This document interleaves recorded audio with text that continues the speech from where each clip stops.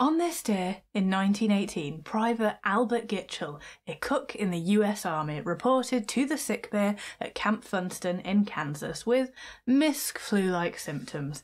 But there was no Funston to be had at this camp because within hours over 100 others had reported with the same symptoms.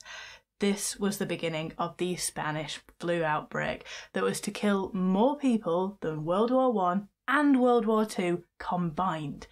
This video will take a brief look at what the Spanish flu was, why it was called that, and why we only ever seemed to first hear about it after we'd had a pandemic of our own. The illness, it progressed very quickly. It would begin as a typical sore throat, a cough, a fever, but then it would move to the chest, with patients dying of respiratory failure within days, sometimes even hours. People's lungs were so full of fluid they were literally drowning. Now, unlike usual influenzas that would tend to kill the very old or the very young, this one seemed to disproportionately affect young adults. Within 4 months, this illness had made its way around the world. It was incredibly fast. The First World War was raging, so infected soldiers took it with them wherever they went, which was everywhere. It was the World War. So, if this illness had originated in the US, why was it called the Spanish flu?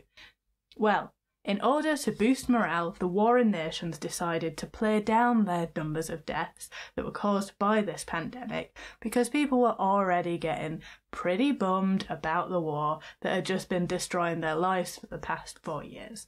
Now, Spain, on the other hand, they were neutral in the war, so they were just accurately reporting their death figures, which gave the illusion that they were the only ones that were affected by the pandemic. Now, at first the illness, it only really seemed to be affecting soldiers.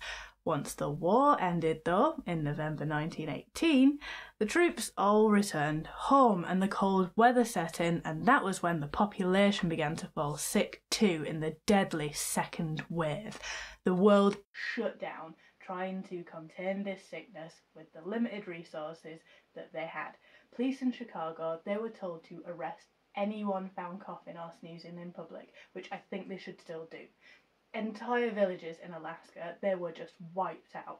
Hospitals were full. There was no cure, like you either got better or you didn't. The only treatments available were management ones like vaporizers and inhalers. It must have been like a nightmare, mustn't it? Having survived 4 years of the most brutal war only to come home and die of the flu. Like, this was before the NHS as well, remember, so you had to pay for your medical care or just manage it at home yourself, which would have been the only option for a lot of poor families and still is in the States. There was a third and a fourth wave in 1919 and 1920, but the 1920 wave was much milder and cases finally seemed to be becoming much less deadly. So what caused this pandemic then? Well, the influenza virus is constantly changing, which is why we need to have a new flu jab each year. But these changes tend to only be minor. However, every 10 to 40 years there is a trend of the virus changing in a much more dramatic way, meaning that our body's immune systems can't deal with it and we get much sicker. So, if you pair that with troops being housed in close quarters, unsanitary conditions, a world population that was just generally less healthy due to years of war, and the conditions were perfect for the virus to travel around. It is estimated that the Great Flu pandemic of 1918 killed between 50 and 100 million people worldwide. The First World War only killed 15 million. For context, the COVID pandemic killed 7 million. What about Private Albert Gitchell? Patient zero, eh? Well, he probably wasn't patient zero, because people have been getting sick for a long time, but I mean, it's unclear what happened to him. I did find a source, though, which stated that he may have actually survived and lived until the 1960s. Either way, let's thank whichever gods of our choosing that we did not have to live through that.